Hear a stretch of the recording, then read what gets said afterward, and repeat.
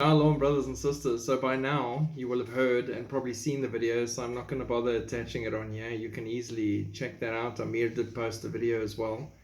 Ukraine attempted to hit the Kremlin with drones overnight in Putin assassination attempt.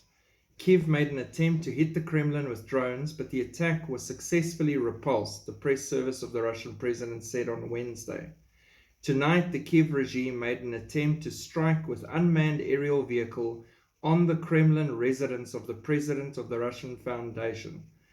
According to the press service of the head of state, 2 unmanned aerial vehicles were aimed at the Kremlin as a result of timely actions taken by the military and special services with use of radar warfare systems. The devices were put out of action, the Kremlin stressed.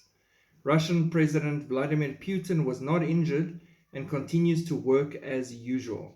The Ukrainians, in fear of the retaliation, have denied that it's them, but at the same time have released a celebratory stamp showing the victorious attack on the Kremlin. Too soon, maybe? Just too soon, especially if you want to deny it. Russia's former leader, Dmitry Medvedev, calls for the physical elimination of Ukraine's President Zelensky. After Ukraine launched a drone attack on the residence of the president, Moscow was left with no choice but to kill Ukrainian President Volodymyr Zelensky and his clique, according to Dmitry Medvedev. Zelensky is not even needed for signing an instrument of unconditional surrender, he said.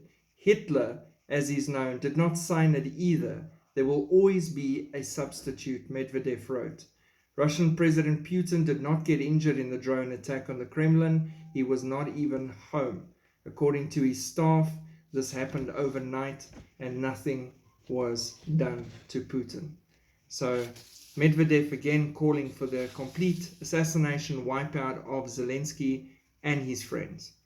So interesting. We'll see what happens next. And I just find it interesting that Ukraine's denying everything and at the same time releasing a stamp celebrating everything. Sometimes it is just too soon and someone needs a slap to make sure they hold their tongues, but it stays interesting. God bless. Keep watching and looking up. Shalom.